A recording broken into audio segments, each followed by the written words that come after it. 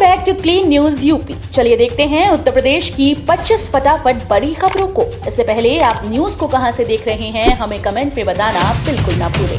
साथ ही हमारे Facebook page को भी फॉलो करें। फेसबुक पेज का लिंक डिस्क्रिप्शन में दिया गया है।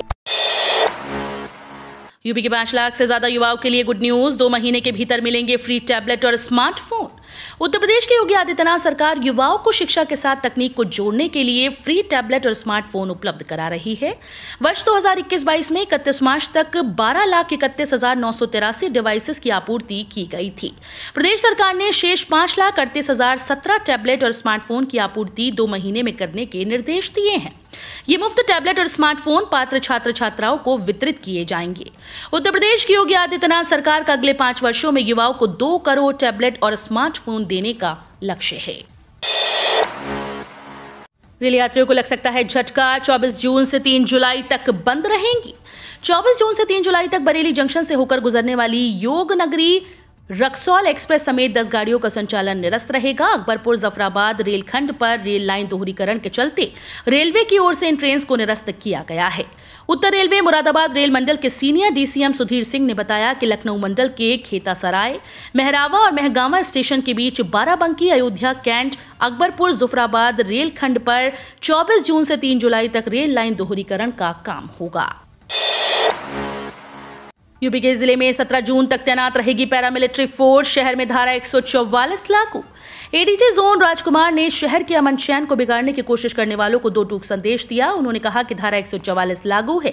किसी को प्रदर्शन और धरना करने की अनुमति नहीं मिली। बगैर अनुमति धरना प्रदर्शन करने और 5 से ज्यादा लोग इकट्ठे होने पर सीधे जेल जाएंगे। कानून व्यवस्था के साथ खिलवाड़ करने की किसी को इजाजत नहीं दी जा सकती। उन्होंने प्रदर्शन की तैयारी करने वालों को कहा कि शहर के अमन चैन के भागीदार बने। शहर की शांति के लिए खतरा बनेंगे तो परिणाम भुगतने होंगे। सीएम योगी के निर्देश, 18 से ज्यादा उम्र के लोगों को तेजी से लगाएं बूस्टर डोज। मुख्यमंत्री योगी आदित्यनाथ ने अधिकारियों को निर्देश दिए हैं कि 18 से ज्यादा आयु के लोगों को बूस्टर डोज दिए जाने में तेजी की जाए। बूस्टर डोज की महत्ता और बूस्टर टीकाकरण केंद्रों के बारे में आमजन को जागरूक किया जाए। 12 से 18 आयु वर्ग के किशोरों को दूसरी डोज देने में तेजी की जरूरत है। सीएम ने बुधवार को टीम 9 के अधिकारियों के साथ अपने आवास पर कोरोना की समीक्षा बैठक की। मुख्यमंत्री ने कहा कि एग्रेसिव ट्रेसिंग, टेस्टिंग, त्वरित ट्रीटमेंट और तेज टीकाकरण की नीति का सुफल है कि आज जबकि देश के विभिन्न राज्यों में एक बार फिर से कोविड केस में बढ़ोतरी हो रही है, उत्तर प्रदेश में पॉजिटिविटी रेट न्यूनतम बना हुआ है। लोहिया संस्थान और बीआरडी मेडिकल कॉलेज के ट्रॉमा की बढ़ाएं क्षमता। मुख्यमंत्री योगी आदित्यनाथ के निर्देश हैं कि प्रदेश के चिकित्सा संस्थानों में ट्रॉमा सेंटर की सुविधाओं को और भी बेहतर करने की जरूरत है। लखनऊ स्थित राम मनोहर लोहिया आयुर्विज्ञान संस्थान और गोरखपुर के बीआरडी मेडिकल कॉलेज की ट्रॉमा क्षमता को बढ़ाया जाए। नवस्थापित मेडिकल कॉलेजेस में ट्रॉमा सुविधाओं को बेहतर रखने पर भी विशेष ध्यान दिया जाए। मुख्यमंत्री ने ये निर्देश बुधवार को अपने आवास पर हुई टीम 9 की बैठक में अधिकारियों को दिए। उन्होंने कहा कि एडवांस लाइफ सपोर्ट एम्बुलेंस के बेड़े में और भी बढ़ोतरी की जरूरत है। सभी मोबाइल मेडिकल वैन क्रियाशील रहे। यूपी में 62,000 से ज्यादा नहीं बन पाएंगे प्रधानमंत्री शहरी आवास। विकास प्राधिकरणों ने लैंड बैंक की कमी के चलते दिए गए लक्ष्य में 62,938 प्रधानमंत्री आवास बनाने से इनकार कर दिया। इस लक्ष्य को निरस्त करने का प्रस्ताव नगरीय विकास अभिकरण को पत्र भेज दिया गया है। प्रधानमंत्री आवास योजना शहरी में आवास विकास परिषद और विकास प्राधिकरणों को 1,32,493 मकान बनाने का लक्ष्य दिया गया था। गेहूं खरीद को लेकर सीएम योगी का नया आदेश। 30 जून को लेकर अधिकारियों से कही ये बात। मुख्यमंत्री योगी आदित्यनाथ ने प्रदेश में गेहूं खरीद की सुस्त चाल को गंभीरता से लिया। उन्होंने अधिकारियों को निर्देश दिए कि गेहूं खरीद की अंतिम तिथि 30 जून तक तुरंत बढ़ाई जाए। अधिकारी सुनिश्चित करें कि किसानों को कोई दिक्कत न हो पाए। मुख्यमंत्री ने ये निर्देश बुधवार को अपने आवास पर हुई टीम 9 की बैठक में उच्च अधिकारियों को दिए। दरअसल बुधवार को खबर प्रकाशित की थी कि यूपी में गेहूं खरीद की बुधवार को अंतिम तारीख है और किसानों से बहुत ही कम गेहूं खरीदा गया है। हालत यह है कि सरकारी अधिकारी गेहूं खरीद का लक्ष्य हासिल नहीं कर पाए। आपके स्मार्टफोन में कितनी ऐप है, पूछेगी सरकार। किस काम के लिए होता है इस्तेमाल?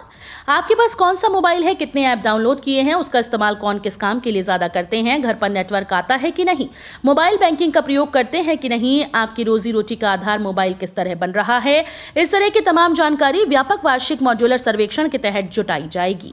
इसके लिए राष्ट्रीय सांख्यिकी प्रतिदर्श क्षेत्रीय कार्यालय प्रयागराज के निर्देशन में 1 जुलाई से सर्वेक्षण टीम लोगों के घरों में जाएगी। ये जानकारी तथ्य सांख्यिकी एवं कार्यक्रम कार्यान्वयन मंत्रालय की ओर से आयोजित 3 दिवसीय क्षेत्रीय प्रशिक्षण कार्यक्रम में दी गई। भीषण गर्मी में बिजली संकट, जिला मुख्यालयों को छोड़ हर जगह ताबड़तोड़ कटौती। भीषण गर्मी के साथ ही प्रदेश में बिजली संकट तेजी से गहराता जा रहा है। मुख्यालयों को छोड़कर प्रदेश के सभी इलाकों में ताबड़तोड़ बिजली कटौती का सिलसिला शुरू हो गया। ऊर्जा विभाग के द्वारा जारी की गई आपूर्ति रिपोर्ट ग्रामीण इलाकों में तय शेड्यूल के हिसाब से 6.5 घंटे की बिजली कटौती की गई। इसके अलावा बुंदेलखंड के इलाकों, नगर पंचायतों और तहसील मुख्यालयों पर भी घंटों की कटौती की गई। योगी सरकार ने दी बड़ी राहत, अब अपनों को 5,000 के स्टाम्प पर करें संपत्तियों की रजिस्ट्री। उत्तर प्रदेश सरकार ने संपत्ति अपनों के नाम करने पर गिफ्ट डीड में 5,000 रुपए के स्टाम्प पर रजिस्ट्री करने की सुविधा दे दी है। शुरुआती दौर में ये लाभ 6 महीने के लिए दिया जाएगा। मुख्यमंत्री योगी आदित्यनाथ की अध्यक्षता में मंगलवार को हुई कैबिनेट की बैठक में ये फैसला लिया गया। गिफ्ट डीड के दायरे में पारिवारिक सदस्यों में पिता माता, पति पत्नी, पुत्र पुत्री, पुत्र वधू, दामाद, सगा भाई, सगी बहन, पुत्र व पुत्री का बेटा बेटी आएंगी। उत्तर प्रदेश सरकार की तबादला नीति को योगी कैबिनेट की मंजूरी, 30 जून तक हो सकेंगे ट्रांसफर। योगी आदित्यनाथ सरकार ने उत्तर प्रदेश के सरकारी कर्मचारियों और अधिकारियों के लिए 2022-23 की तबादला नीति को मंजूरी दी, जिसके तहत 30 जून तक ट्रांसफर किए जा सकेंगे। योगी कैबिनेट की मंगलवार को लखनऊ में आयोजित मीटिंग में ट्रांसफर पॉलिसी को मंजूरी दी गई। नीति की मुख्य बात यह है कि जनपद यानी जिलों में 3 साल और मंडल में 7 साल का कार्यकाल पूरा कर चुके कर्मचारियों और अधिकारियों का तबादला हो सकता है। कैबिनेट मीटिंग के बाद सरकार के बयान में कहा गया कि तबादला नीति सिर्फ साल 2022-23 के लिए प्रभावी है और इसके तहत 30 जून तक ट्रांसफर पोस्टिंग किया जा सकता है। इसी हफ्ते घोषित होगा यूपी बोर्ड का रिजल्ट। सीएम योगी ने समय से जारी करने के दिए निर्देश। उत्तर प्रदेश माध्यमिक शिक्षा परिषद का रिजल्ट इसी हफ्ते घोषित हो सकता है। मुख्यमंत्री योगी आदित्यनाथ ने उच्च स्तरीय बैठक में कहा कि यूपी बोर्ड परीक्षार्थियों को अपने परीक्षा परिणाम की प्रतीक्षा रहेगी। ऐसे में बोर्ड परीक्षार्थियों का परिणाम समय से जारी कर दिया जाए। इसकी पूर्व सूचना अभिभावकों व परीक्षार्थियों को जरूर दी जाए। प्रदेश सरकार ने परीक्षा को शुचिता और पारदर्शिता के साथ संपन्न कराया। पहली बार बोर्ड परीक्षा बिना री एग्जामिनेशन के पूर्ण हुई है। पंचायत प्रतिनिधियों के आश्रितों के लिए अच्छी खबर, योगी सरकार देगी आर्थिक मदद।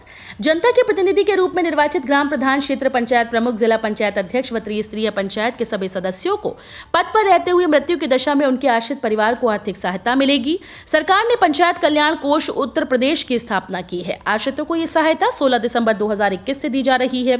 सहायता पाने के लिए आश्रितों को वेबसाइट पर ऑनलाइन आवेदन करना होगा। निदेशक पंचायती राज अनुज कुमार झा ने बताया कि पंचायत प्रतिनिधियों को आर्थिक सहायता देने की घोषणा मुख्यमंत्री योगी आदित्यनाथ ने 15 दिसंबर 2021 को ग्राम उत्कर्ष समारोह में की थी। 5 लाख से ज्यादा व्यावसायिक वाहन मालिकों को राहत। योगी कैबिनेट ने मंगलवार को व्यावसायिक वाहनों के पुराने बकाये पर लगने वाली पेनल्टी को 100% माफ करने के लिए एक मुश्त शास्ति समाधान योजना 2022 को मंजूरी दी। इसके तहत 1 अप्रैल 2020 को या फिर उसके पहले पंजीकृत वाहनों के बकाये पर दिनांक से 5 माह तक के लिए प्रदान की जाएगी। इस योजना का लाभ 5.38 लाख वाहन मालिकों को मिलेगा। दरअसल विभिन्न श्रेणी के व्यावसायिक वाहनों के लिए कर जमा कराने की भिन्न भिन्न व्यवस्था है। बसों का कर मासिक जमा होता है, 4 पहिया टैक्सीज का त्रैमासिक व तिपहिया यात्री माल वाहनों का वार्षिक कर जमा होता है। राशन कार्ड धारकों के लिए आई नई अपडेट। इन हितग्राहियों को मिलेगा फ्री राशन का लाभ। राशन कार्ड धारकों के लिए बड़ी खबर है। फ्री राशन लेने वालों के लिए भी हर खबर बेहद आवश्यक है। कई दिनों से मीडिया रिपोर्ट में दावा किया जा रहा है कि उत्तर प्रदेश सहित कई राज्यों में अपात्र राशन कार्ड धारकों के राशन कार्ड सरेंडर करवाए जा रहे हैं। इतना ही नहीं, राशन कार्ड सरेंडर न करने वालों के खिलाफ सरकार वसूली और कानूनी कार्रवाई भी कर सकती है। इस खबर के बाद कई अपात्रों द्वारा तेजी से राशन कार्ड सरेंडर करने की कवायद शुरू हो गई। हालांकि अब उत्तर प्रदेश सरकार द्वारा इस पर अपडेट दिया गया है। प्रदेश सरकार ने पूरी तरह से स्थिति को स्पष्ट करते हुए कहा कि राशन कार्ड को सेंड करने का कोई भी आदेश जारी नहीं किया गया। नेपाल जाने वाली पहली टूरिस्ट ट्रेन होगी भारत गौरव। अयोध्या के रास्ते कराएगी जनकपुरी की सैर। दिल्ली से 21 जून को शुरू हो रही पहली भारत गौरव टूरिस्ट ट्रेन में पंजाब का भांगड़ा तो बरसाना की लठमार होली की झलक भी दिखाई देगी। अयोध्या के रास्ते पहली बार नेपाल के जनकपुरी जाने के लिए भारत गौरव ट्रेन का रैक तैयार हो गया है।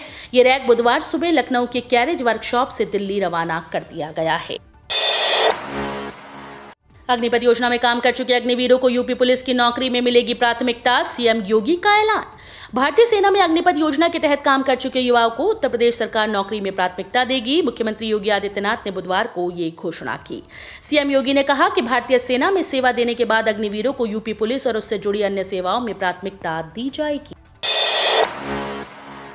राहुल गांधी से पूछताछ पर अखिलेश यादव का बीजेपी पर तंज, राजनीति में विपक्ष को ईडी की परीक्षा पास करना जरूरी। सपा के राष्ट्रीय अध्यक्ष अखिलेश यादव ने बस्ती में राहुल गांधी से ईडी की पूछताछ के बाद बीजेपी पर तंज कसा। अखिलेश ने कहा, हम राजनीति करने वाले लोग हैं, इनको परीक्षा देनी पड़ती है। जैसे 10वीं की 12वीं की परीक्षा होती है, उसी तरह ईडी भी एक है। अखिलेश यादव ने कहा कि ईडी का मतलब अब उन्होंने ट्वीट कर कहा कि एग्जामिनेशन इन डेमोक्रेसी बन गया है। राजनीति में विपक्ष को यह परीक्षा पास करनी होती है। जब सरकार स्वयं फेल हो जाती है तब वो इस परीक्षा की घोषणा करती है। कोरोना ने फिर डराया, अकेले लखनऊ में 72 लोगों में संक्रमण की पुष्टि से हड़कंप। कोरोना की 3 लहर के बाद एक बार फिर से संक्रमण का खतरा बढ़ता दिखाई दे रहा है। पिछले कुछ दिनों से लगातार कोरोना के केस बढ़ रहे हैं। अकेले राजधानी लखनऊ में बुधवार को 72 लोगों में संक्रमण की पुष्टि हुई। इससे स्वास्थ्य विभाग में हलचल बढ़ गई। करीब 3.5 महीने बाद इतनी बड़ी तादाद में मरीज पॉजिटिव पाए गए। सबसे ज्यादा अलीगंज में 12 लोग संक्रमित हुए। राहत की बात यह है कि किसी भी मरीज को अस्पताल में भर्ती करने की नौबत नहीं आई। मौजूदा समय में 16 मरीज राजधानी के 3 अस्पतालों में भर्ती हैं। अन्य मरीज होम आइसोलेशन में हैं। मुलायम की छोटी बहू अपर्णा यादव को 72 घंटे में बम से उड़ाने की धमकी। यूपी के लखनऊ से एक सनसनीखेज खबर सामने आई है। इस खबर के बाद से पुलिस महकमे में हड़कंप मच गया। दरअसल भाजपा नेता और मुलायम सिंह यादव की छोटी अपर्णा को जान से मारने की धमकी मिली है। अपर्णा यादव को यह धमकी व्हाट्सएप कॉल के जरिए दी गई।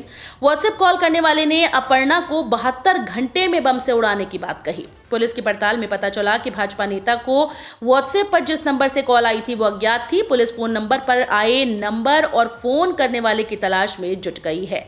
भाजपा नेता को धमकी के बाद अब गौतमपल्ली थाने में मुकदमा दर्ज करने के लिए तहरीर दी गई है। गरीबों का हक किसी को खाने नहीं देंगे, डिप्टी सीएम केशव ने कांग्रेस और सपा पर बोला हमला।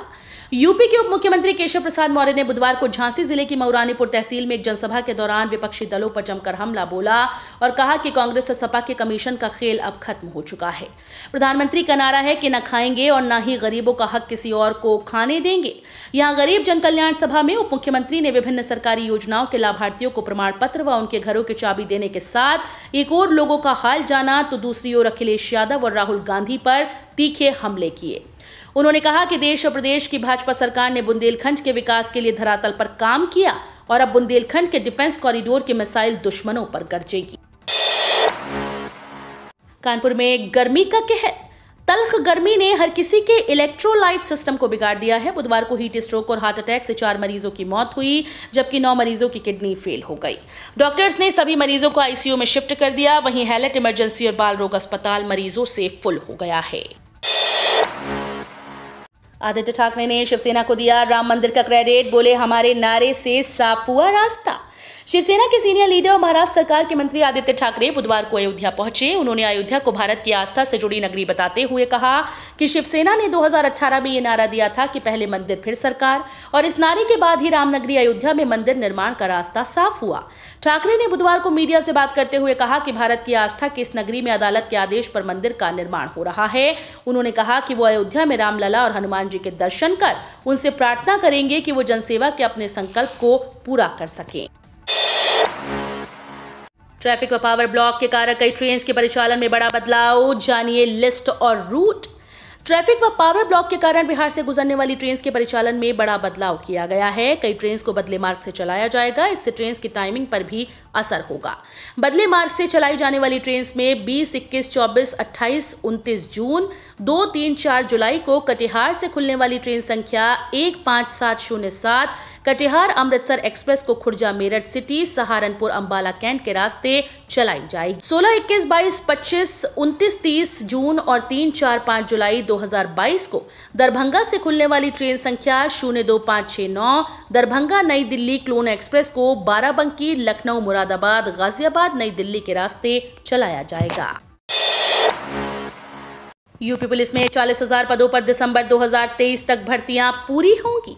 मुख्यमंत्री योगी आदित्यनाथ ने निर्देश दिए हैं कि पुलिस विभाग में लगभग 40,000 पदों पर भर्तियां 31 दिसंबर 2023 तक हर हाल में पूरी कर ली जाएं। ये जानकारी गृह विभाग के अपर मुख्य सचिव अवनीश कुमार अवस्थी ने दी। उन्होंने कहा कि मुख्यमंत्री योगी आदित्यनाथ ने उच्च स्तरीय बैठक में मंगलवार को निर्देश दिए कि इन सभी 40,000 भर्तियों को जल्द से जल्द पूरा किया जाए। तो ये थी आज की 25 फटाफट बड़ी खबरें। अगर आपको न्यूज पसंद आई हो तो वीडियो को लाइक और शेयर जरूर करें। धन्यवाद।